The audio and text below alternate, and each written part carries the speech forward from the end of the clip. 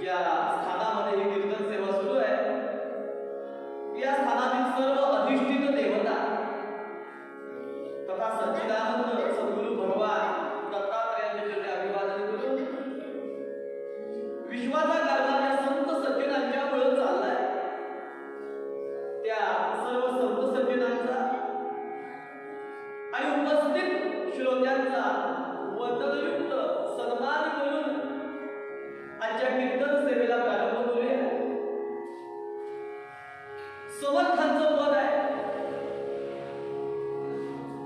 कालपासून आपण या पदाच्या माध्यमातून चिंतन करायचा प्रयत्न करतोय.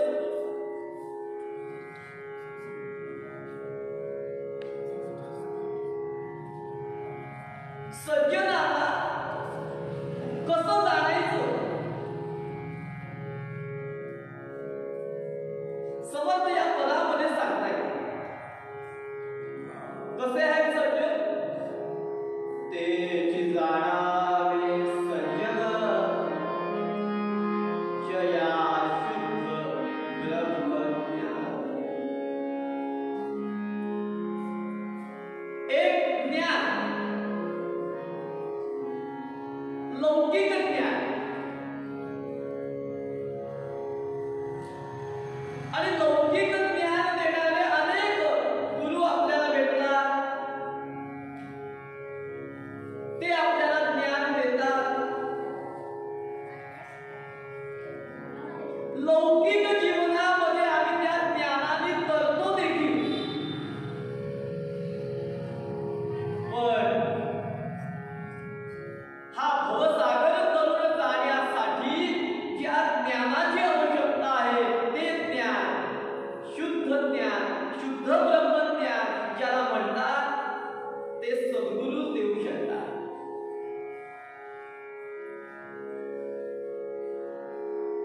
मग त्याला जाणायचं कसं?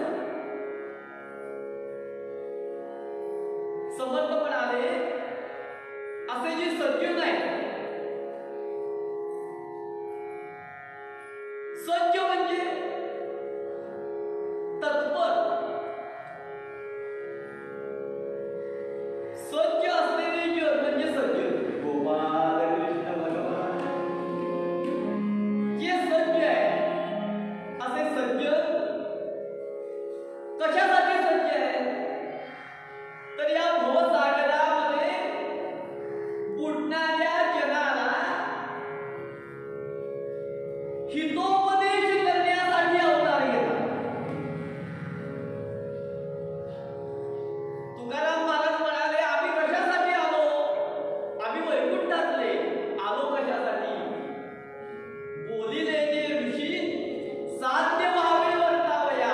जे पुराणाने सांगितलं, ऋषी मुनींनी सांगितलं ते जनाला सांगून त्याला या भवसागरातून तरुण जाण्यासाठी मार्ग दाखवण्यासाठी आलो. मार्ग दाखवण्यासाठी आलो. म्हणून हे कर्म करतात आणि ते कर्म आवडीनं करतात. प्रारब्धाने प्राप्त झालेलं कर्म ते स्वीकारतात. प्रारब्धाने संचित रूपाने प्राप्त झालेलं कर्म स्वीकारतात आणि त्याचा शोक करत नाही. सुख दुःख मग जे काही प्राप्त होईल ते आनंदाने स्वीकारतात. कर्मे करते आवडी. जे प्राप्त संचित आहे ते स्वीकारतात. शोक करत नाही. महाभारत युद्ध उभं टाकलंय. कौरव पांडव दोघांचं सैन्य एकमेकांसमोर उभं ठाकलंय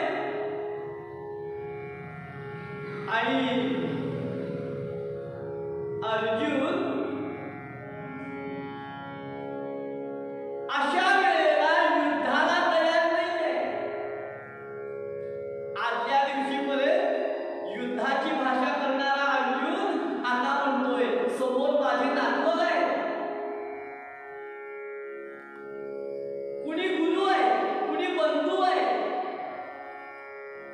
गीता मोह आहे. आज गीता जयंती आहे.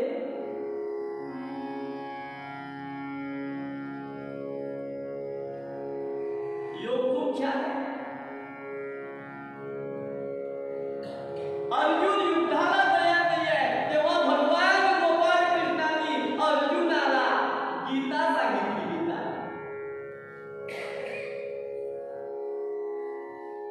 अरे तू कर्म कर,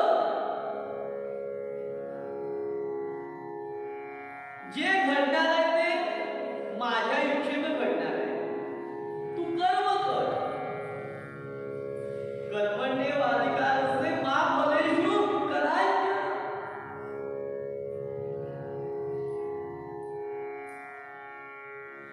जर युद्ध करायचं नव्हतं तर आधी करत नव्हतं का? आता समोर युद्ध समोर आलंय आणि आता मी युद्ध करणार नाही. समोर नातवंड दिसताय, भाऊबंद दिसताय. भगवान गोपाळ कृष्णाने अर्जुनाला गीता सांगितली आणि गीता ऐकल्यानंतर युद्धाला नकार देणारा अर्जुन युद्धाला उभा राहिला. अर्जुन युद्धाला उभा राहिला. युद्ध झालं 18 दिवसाचं. कौरवांचा पराभव झाला, पांडवांचा जय झाला. धर्मराजा हस्तिनापूरच्या गादीवर बसला आणि काही दिवस गेले. संध्याकाळची वेळ. अर्जुन आणि भगवान गोपाळ कृष्ण हस्तिनापुरातनं रथामध्ये बसून फिरतायत आणि शिळोप्याच्या गप्पा मारतायत. शिळोप्याच्या गप्पा म्हणजे काय माहिती आहे का? पूर्वीच्या गोष्टी आठवून सांगायच्या एकमेकांना, त्या शिळोप्याच्या गप्पा. अर्जुनाला आठवलं. म्हटलं हे भगवंता, हे श्रीकृष्णा, मी युद्धाला तयार नव्हतो. तू मला गीता सांगितलीस आणि मी युद्धाला तयार झालो. तू गीता सांगितलीस, मी ऐकली, युद्धाला तयार झालो. घनघोर युद्ध झालं आणि या युद्धाच्या काळामध्ये भरपूर काही घडलं. आणि यामध्ये काय झालं या गडबडीमध्ये सांगू का? हे भगवंता, तू सांगितलेली गीता मी विसरलो. मी गीता विसरलो. आता मला, मी म्हणजे निवांत आहे, आता मला गीता सांग, ऐकतो. आता काही युद्ध नाहीच. आता मला भरपूर वेळ आहे. लॉकडाऊन गोपाल कृष्ण महाराज, भरपूर वेळ आहे.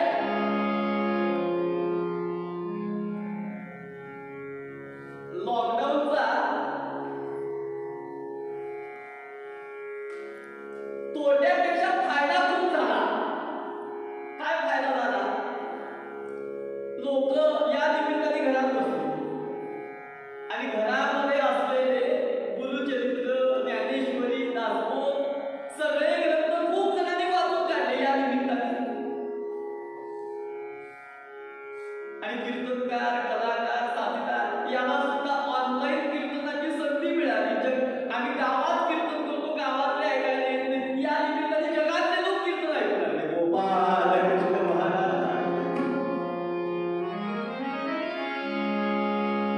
अर्जुन म्हणतोय, हे भगवंता, मी गीता विसरलो. आता मला वेळ आहे, गीता सांग. तुला विस्तृत सांग. म्हणजे त्या गडबडीत विसरलो.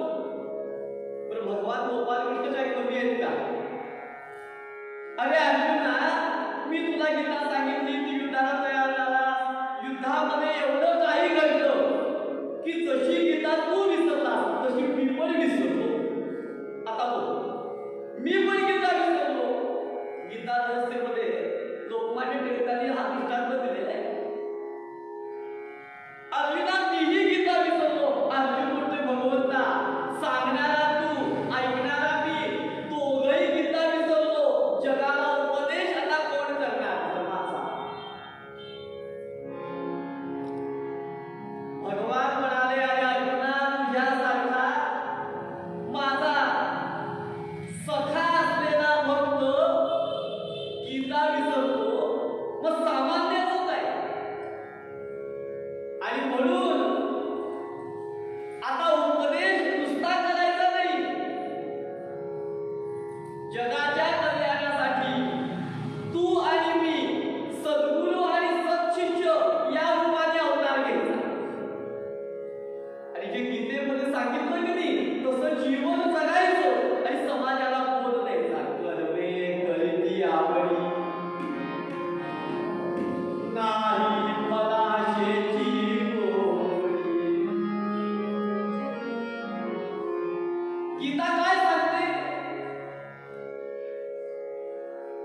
गीता धर्म सांगते.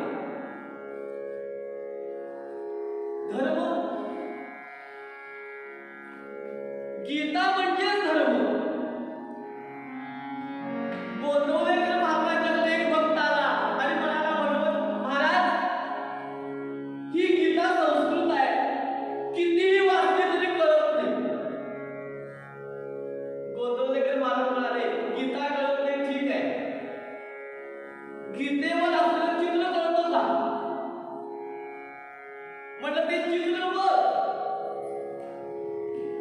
ते चित्र कळलं की गीता कळली.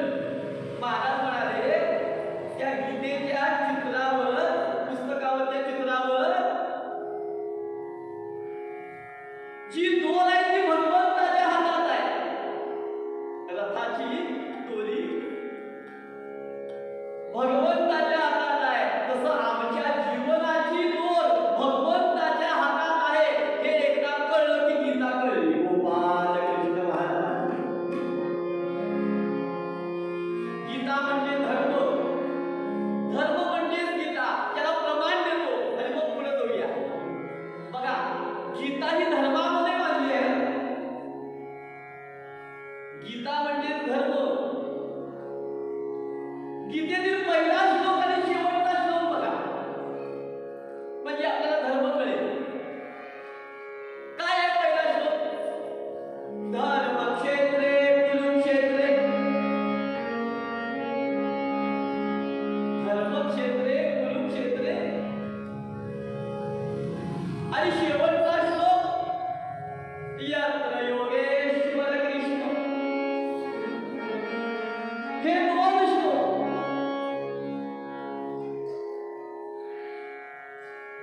या दोन श्लोकामधलं गीतेतला पहिला श्लोक धर्मक्षेत्रे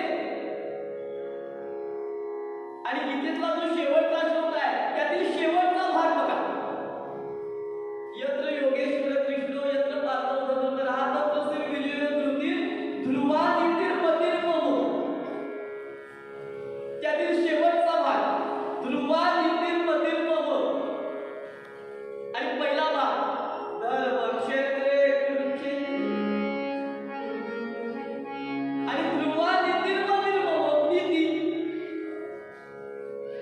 ध्रुवादितिर्मतिर्मम. आता आणखी जरा सोपं बोलू.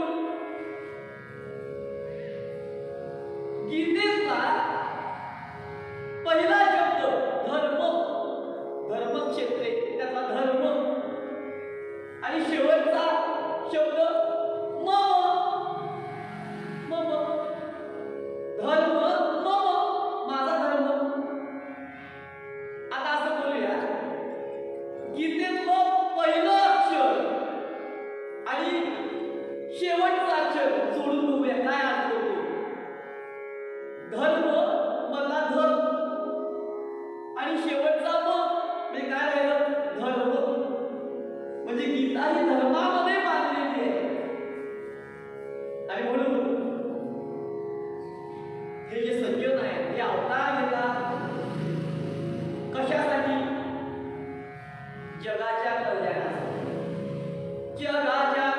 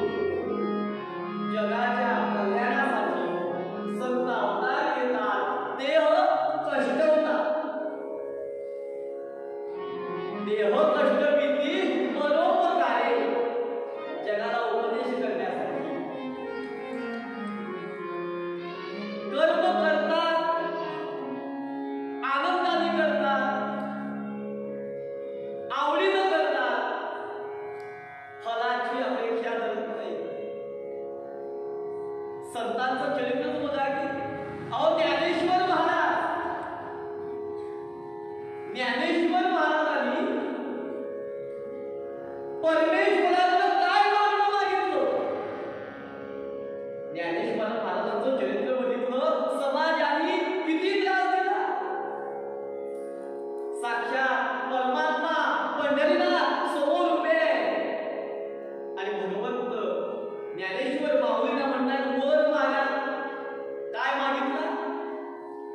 दुरितांचे तिमिर जाओ विश्वास वरार्म सूर्ये पाहो तोते वांछिल तोते दानो राजा गोपाल कृष्ण भगवान. दुरितांचे तिमिर जाओ, लोकांची जी दुष्ट बुद्धी आहे तिचा नाश होईल. संत दुर्बुद्धीचा नाश करतात. संत सहवासाचा हाच लाभ आहे. म्हणून तर समर्थ म्हणाले सर्व काळ माझ संतांची संगत, सर्व काळ माझ संतांची संगत, सर्व काळ माझ संतांची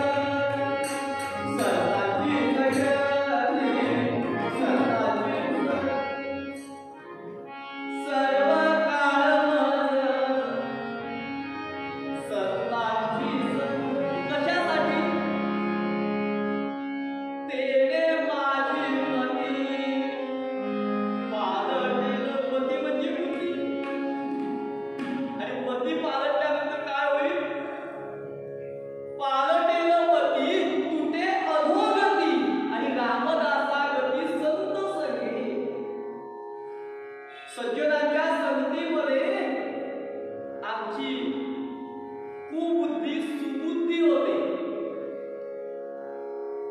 आणि म्हणून नवे योग यागे नवे मोग त्यागे समाधान ते सज्जनाचे नियोगे. सज्जनांच्या संगतीशिवाय समाधान प्राप्त होणार नाही, सुख प्राप्त होणार नाही. म्हणून हे संत कसे आहेत, अवतार घेतात, कार्य करतात, निघून जातात, कोणतीही अपेक्षा समाजाकडून ठेवत नाही. नाहीतर आम्ही किती केलं यांच्यासाठी. पण हे सज्जन लोक आपण केलेलं बोलून सुद्धा दाखवत नाही, कार्य करतात, निघून जातात. पुढे समर्थ म्हणाले स्वार्थ त्यागून या देणे. संतांचा काही स्वार्थ आहे का सज्जनांचा?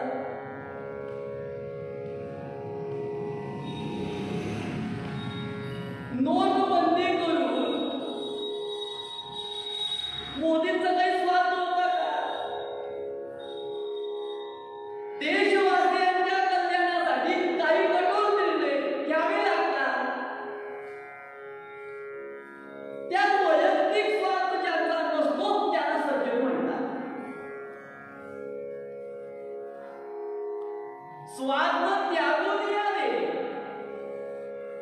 आणि नित्यतेची संपादन. नित्य म्हणजे कोणतं? जे परंपरेनं आलेलं आहे.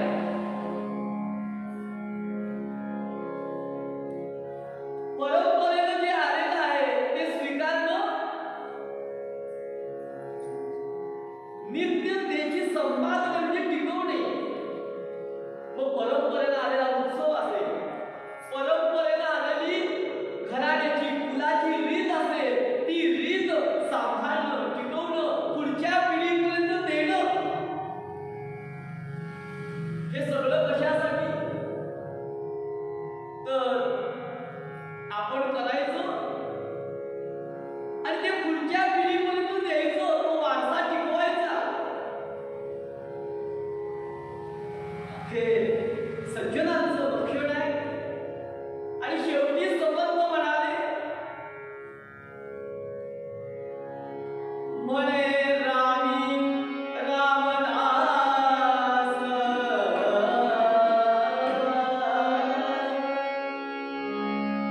जया नाही आशा पाश,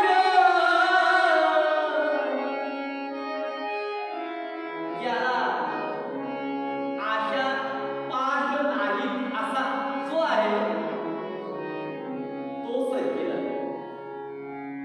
म्हणजे मनुष्याच्या दुःखाचं कारण काय आहे? मनुष्य पाप करतो. कशामुळे करतो? एकदा काय झालं माहित आहे का? एका गावामध्ये एका कीर्तनकार बुवांची कीर्तन होते. कीर्तन ऐकायला एक माऊली येत होत्या. कीर्तन झालं आणि एका माऊलीनी कीर्तनकार बुवाला विचारलं, बुवा एक प्रश्न विचारू का? बुवा म्हणाले, विचारा की. म्हणजे उत्तर द्या. मोदी मला सांगा, म्हणजे पापाचा बाप कोण? आतापर्यंत बुवानी हा प्रश्नच कधी ऐकला नव्हता, हा प्रश्नच पडला नव्हता. तो प्रश्न ऐकल्यानंतर बुवाला त्यांचा बाप आठवला. जय जय पापाचा बाप कोण? बुवा म्हणाले, आता कीर्तन करून मी दमलोय, असं करतो, उद्या तुम्हाला उत्तर देतो. उद्या, कारण उत्तर येत नाही हे सांगणारा कीर्तनकार बुवा कसला? उद्या सांगणार. चालू बुवानी रात्रभर आपल्याजवळ असलेल्या वह्या पुस्तकं सगळी बघितली. कीर्तनाच्या वेळेपर्यंत सगळं शोधलं, पण पापाचा बाप काही सापडला नाही. कीर्तनाला आले, कीर्तन झालं. कीर्तन झाल्यानंतर पाहुणे गेलं, बुवा माझ्या प्रश्नाचं काय? पापाचा बाप कोण? बुवा म्हणाले, उद्या सांगतो. असं रोज उद्या उद्या नंतर 7 दिवस कीर्तन होती. शेवटच्या दिवशीचं कीर्तन झालं. माऊली विचारलं, बुवा माझ्या प्रश्नाचं उत्तर सांगा, पापाचा बाप कोण? बुवाला उत्तर येत नव्हतं. पण बुवा